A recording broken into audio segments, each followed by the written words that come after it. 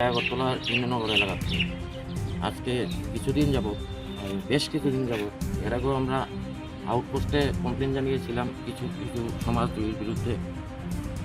এখন ইন্দ্রনগর এলাকায় সেই কংগ্রেসের ব্লক প্রেসিডেন্ট সঞ্জীব দে, ওনার বাড়ি থেকে ওনার ভাই সুজিত দে সকাল থেকে রাত্র অবধি কন্টিনিউ মদের আসর, মদ গাঁজা টাজা এসব করে।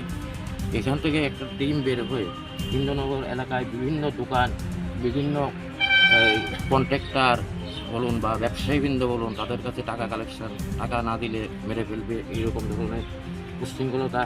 এদের বিচরণ জিবি এলাকা থেকে নন্দনগর, নোয়াগাঁও থেকে অন্তত ইন্দ্রনগর বড় ব্রিজ পর্যন্ত প্রতিনিয়ত সকাল থেকে সন্ধ্যা অবধি মানুষ দোকানপাট খুলতে পারে না, ব্যবসা বাণিজ্য করতে পারে না।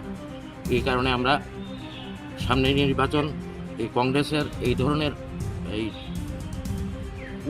চিন্তা ভাবনা, এদের থেকে এই এলাকার মানুষ প্রচণ্ডভাবে বিঘ্নিত হচ্ছেন, এলাকায় থাকতে পারছেন না, বাড়িঘরে থাকতে পারছেন না, এদের উৎপাতে দোকানপাটে কেউ বসতে পারছেন না, হুমকি ধমকি কন্টিনিউ আছে। এই জন্যই আমাদের আসা। তো পার্টিকুলার কোনো নাম নেই, অনেক আছে, যেমন সুজিত দে, যেমন সঞ্জীব ভট্টাচার্যের ভাই, ব্লক প্রেসিডেন্টের ছোটো ভাই সুজিত দে আছে, সুজিত দের সঙ্গে আরও কিছু আছে এলাকা ছোটো ছোটো ছেলে মেয়ে। বাইক নিয়ে ঘুরে ঘুরে মানুষের থেকে টাকা কালেকশন না দিলে মেরে ফেলবে। এইরকম আজকে আমরা এনসিসি থানাতে এলাম, এখানে আমরা স্যারের সঙ্গে কথা বলবো, কথা বলে আমাদের উপর মন আছে ওদের কাছেও দেবো। কোন দলের উনি?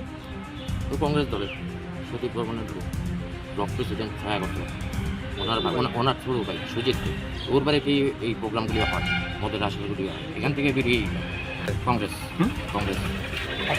বিজেপিকে বদনাম করার জন্য এদের এই কাজগুলি চলছে। এনসিসি থানার ডেপুটেশন দেবেন না? হ্যাঁ হ্যাঁ।